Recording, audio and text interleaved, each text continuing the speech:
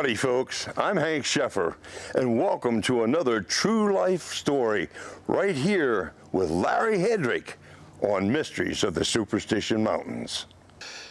You know, we've all got our Crazy Jake stories, and we've already talked about those on previous episodes and stuff, and it'd be fun to go back and look that up, but I know that Crazy Jake loved to intimidate people, but he was not a guy that I would ever be that concerned about. If he was going to bump you off, he'd have somebody else do it. He wouldn't do it himself.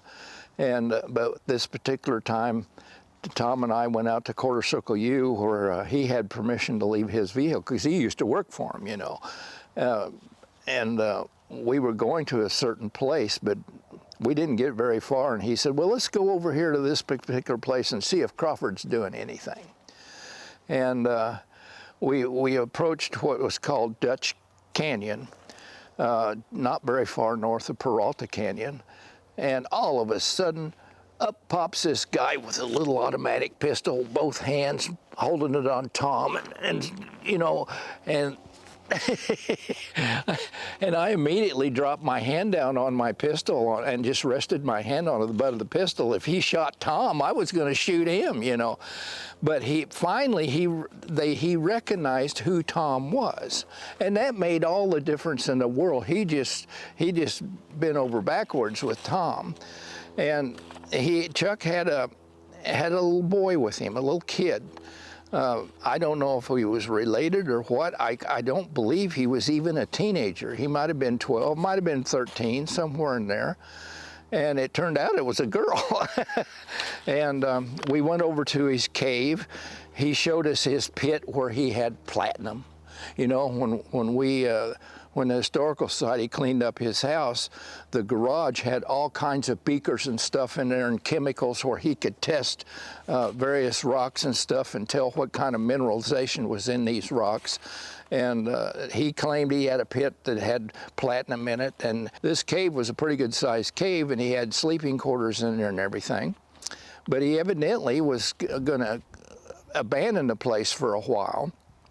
And he asked if he couldn't have some help, so we tied up our horses, and we went in the cave and started carrying stuff. The kid was carrying stuff, he was carrying stuff, Tom and I were all carrying various things. We walked across the wash, and he had buried in the ground 2 55-gallon drums with the tops that you could snap on and lock.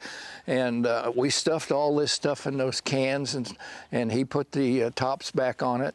And I kind of believe that stuff is probably still there to this day, because it wasn't all that long after that he died, you know, within a year or so. And I've never been back out there, and I don't care. I didn't see anything going in there that I wanted, you know. But, well, Chuck, you know, Chuck was just another Dutch hunter and a con man. I got to put it that way.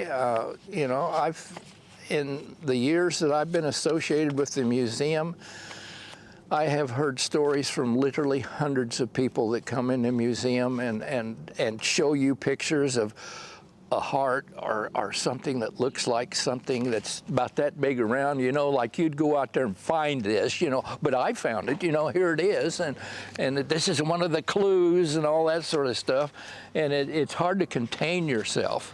I remember one time Clay was telling a story about a guy that came in there with this piece of old leather with this map drawn on it, and he wanted a considerable amount of money for it. He wanted to sell it to the museum, and if I remember right, he was wanting $5,000, but he wouldn't let Clay see it, you know.